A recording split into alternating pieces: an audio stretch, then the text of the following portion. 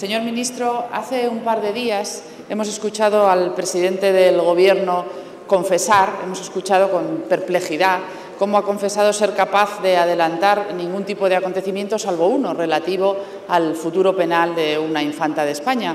Literalmente el presidente dijo: estoy absolutamente convencido de que le irán bien las cosas a la infanta.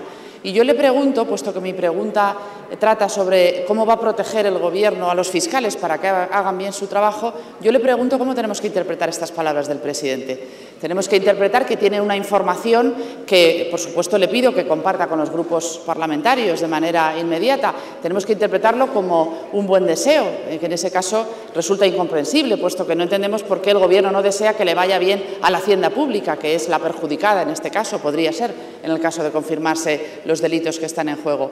O, en el tercer caso, y dada la tortuosa relación que su ministerio mantiene con la Fiscalía, podemos sospechar que lo que va a hacer el Gobierno es participar en ese proceso a través de uno de los instrumentos con los que cuenta para garantizar la impunidad en los casos de corrupción, que es la Fiscalía.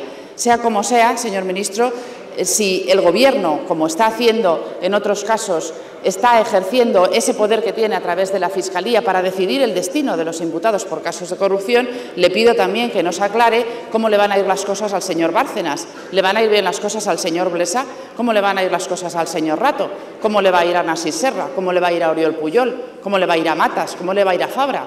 ¿Cómo le va a ir a Ignacio González y su ático? ¿Cómo le van a ir las cosas judicialmente a los más de 100 imputados por corrupción que hay en el PP de Valencia? Usted ha de tener la respuesta. Me preocupa tanto el que usted piense de verdad que un gobierno puede hacer eso con la Fiscalía.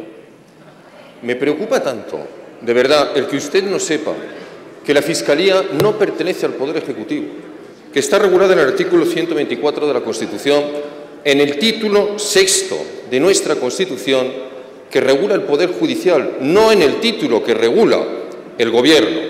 Me preocupa tanto que ignore usted el Estatuto del Ministerio Fiscal, que en su artículo 2 dice que la Fiscalía se integra con autonomía funcional en el Poder Judicial.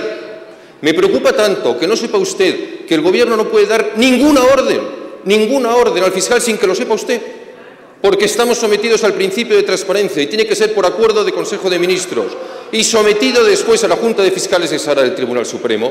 Me preocupa tanto que no sé si es consecuencia de su ignorancia constitucional o del ejemplo de gobiernos anteriores que quizá no explicaron suficientemente la autonomía del Ministerio Fiscal. Señor ministro, si le preocupa lo que yo pienso, mucho más le va a preocupar el enterarse que el Consejo de Europa ha hecho público la semana pasada un informe en el que decía que era imposible combatir la corrupción en España si no se garantizaba la independencia de la Fiscalía y la independencia del Consejo de Poder Judicial, y recomendaba cambiar el método de elección. Le pregunto si va a seguir las recomendaciones del Consejo de Europa, porque mientras no lo haga, ninguno de sus planes para combatir la corrupción será nada más que retórica y charlatanería. Si no hay una justicia independiente, es imposible combatir la corrupción. Y si ustedes no consiguen la independencia de la Fiscalía, será imposible combatir la corrupción, señor ministro. En primer lugar, le tengo que decir que el nombramiento fiscal general del Estado es el único nombramiento en el que participan los tres poderes del Estado. El nombramiento, esa propuesta del Gobierno de España, tiene que ser informado por el Consejo General del Poder Judicial y tiene que comparecer ante este Parlamento, ante la comisión correspondiente. Es el único en el que participan los tres poderes del Estado. En segundo lugar, les recuerdo que el 124 de la Constitución dice que la Fiscalía tiene que actuar de acuerdo con los principios de imparcialidad y de legalidad. Y, por lo tanto, en ningún caso se puede separar de esos principios. Y le recuerdo que el actual fiscal general del Estado es el primero de nuestra democracia que fue aprobado por unanimidad en el Consejo General del Poder Judicial y es persona que ha garantizado esa absoluta autonomía. Y, por último, me hace usted una pregunta con relación al mecanismo de nombramiento. La respuesta que le tengo que dar es que no podemos modificarlo porque está en la Constitución, no está en el Estatuto Orgánico del Ministerio Fiscal, está en el 124 de la Constitución. Sin modificar la Constitución no se puede. Y en todo caso le digo que su propuesta, punto 27 de su programa, es que para reforzar la independencia y despolitización el cargo de fiscal general del Estado será elegido por una mayoría de 3/5 del Parlamento de entre una terna votada por los fiscales en ejercicio.